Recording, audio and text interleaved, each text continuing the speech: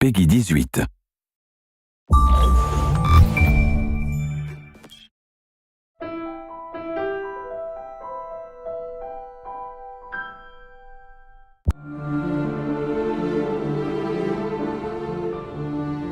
Assassin's Creed is really about history and credible world. We're playing with a history that is, without trying to spoil things, extends back, anywhere from 80 to 100,000 years from today and extends as far into the future as, we have time to make games. Two specifics about Assassin's Creed. The first one, it's a huge universe spanning across many different mediums with many different characters, events, locations.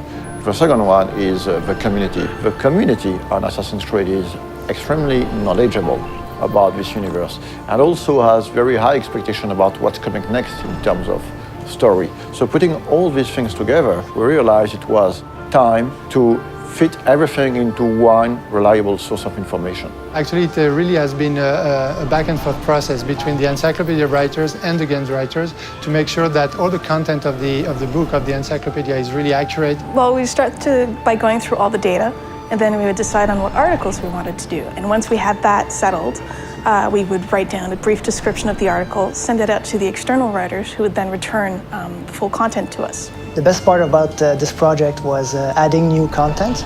Every time you get a chance to work on a brand like Assassin's Creed, it just makes your day, We are covering and unveiling a lot of information on characters such as Altair, Ezio, Desmond Miles, Subject 16, but also new assassins such as Shao Jun.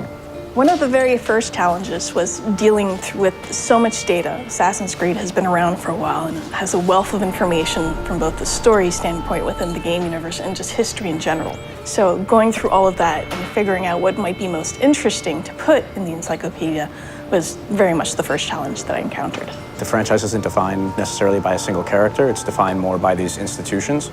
So we have the option of moving in and out of different historical periods, different geographical locations, different individual important events throughout human history. And so we have a wide variety of options, a lot of different material that we can mine for ideas and stories. Imagine this project as a huge puzzle with thousands of different pieces involving a lot of different people. We have tools to track all the narrative threads that we're creating. So we have database, we have Bibles, we have some visual guidelines. So my main role is to make sure everything fits together. So what we did was we tried to match specific kinds of content to writers whom we knew or figured would be interested in writing that kind of stuff. Some of the biggest experts on Assassin's Creed are actually within the community. So when the time came to start writing the encyclopedia, we realized it would be very good to try to seek one writers coming from the community. So I heard about the job writing for the encyclopedia on the UB Workshop website,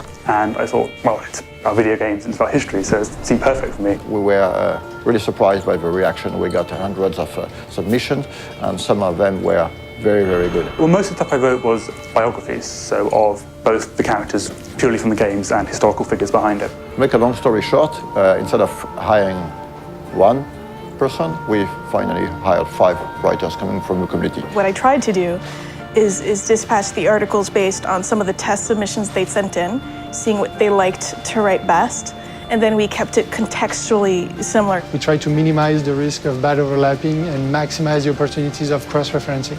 As for the design aspect of the encyclopedia, we worked with a local agency called Double Echo.